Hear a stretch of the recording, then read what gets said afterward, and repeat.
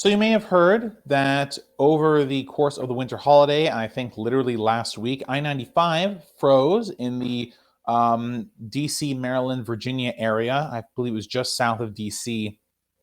A strip of road froze, and because it was not salted, because the road was not salted, two tractor trailers jackknifed, which caused the entire road essentially to be closed down. People got stuck in traffic, including Senator Tim Kaine, who was trapped in the traffic. People were trapped for over a day.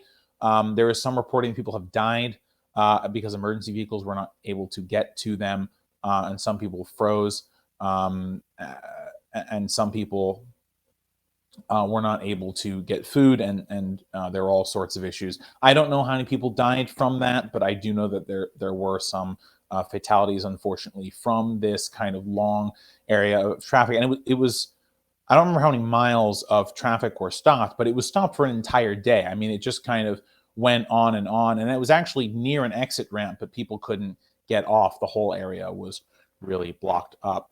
So the reason I'm talking about this, not only to just kind of emphasize that, hey, we need infrastructure like yesterday, but also, and more importantly, a lot of transportation in this country, either in cities or in rural areas or what have you, is built around vehicles, right? Built around personal vehicles.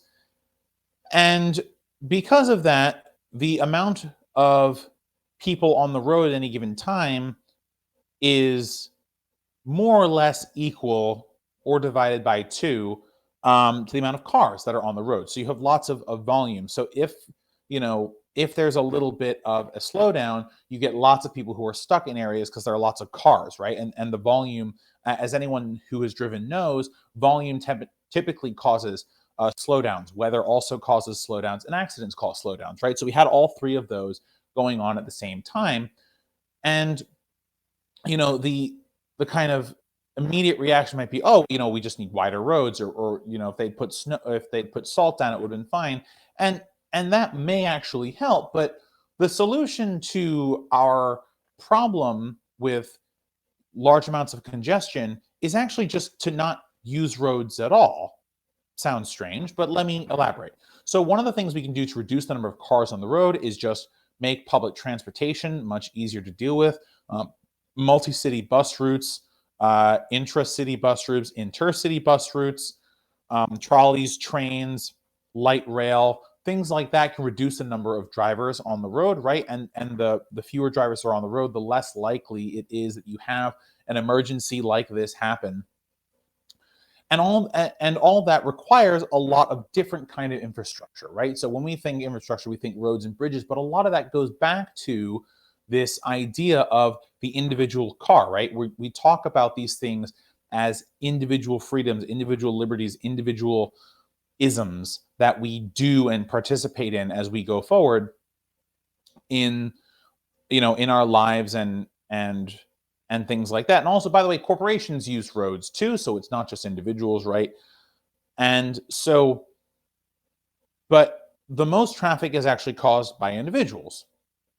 By the way, on a side here, right, when Uber and Lyft came around and a lot more people were driving cars to different places, it actually created more congestion because there were just more cars on the road, right? So you don't need an Uber or a Lyft to kind of create your solution to having issues with traffic.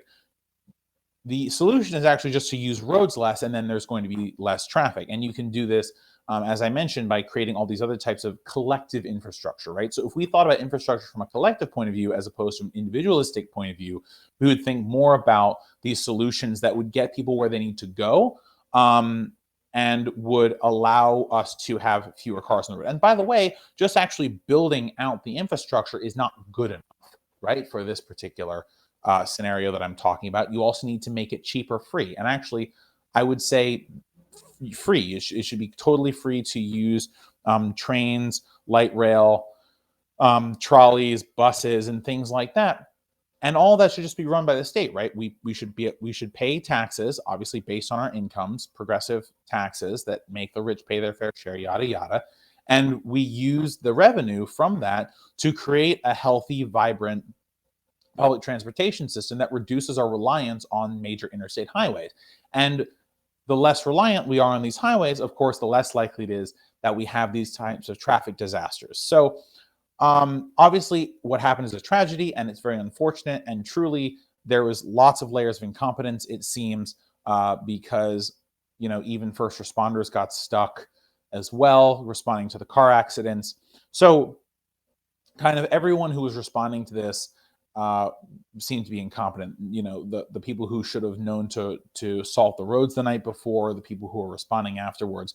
But you can get the point I'm trying to make here is you can actually get rid of these situations entirely if you're just more careful about how we function in terms of moving people around, and we think of these things more in a collective manner than we do in an individualistic manner. And my hope is that as we move forward and as it becomes clear that we cannot all have individualistic modes of transportation, one, because of the climate crisis, but also because it's just wholly unsustainable, that we actually start to think about collective infrastructure, and we create scenarios where it is fairly easy to get places and cheap to get places, and you can rely on the public transit systems to do that for you, as opposed to thinking, well, the only way I can get somewhere efficiently is to get in my own car and drive there myself.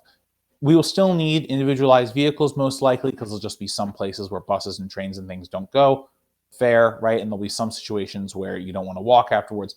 Totally fair. And there will very likely still be some level of individualized vehicles that happen, but that are used. But we can significantly reduce our reliance on them, and that would help make sure that these types of situations, like we saw this past last week, don't happen. Thanks for watching this video, guys. If you liked it, throw a like on it, share with your friends, and subscribe for more of our content. You can also find all of our videos and clips on youtube.com. Just search Let Them Eat Bread and you'll find all of our content. Alright guys, see you next time. Bye for now.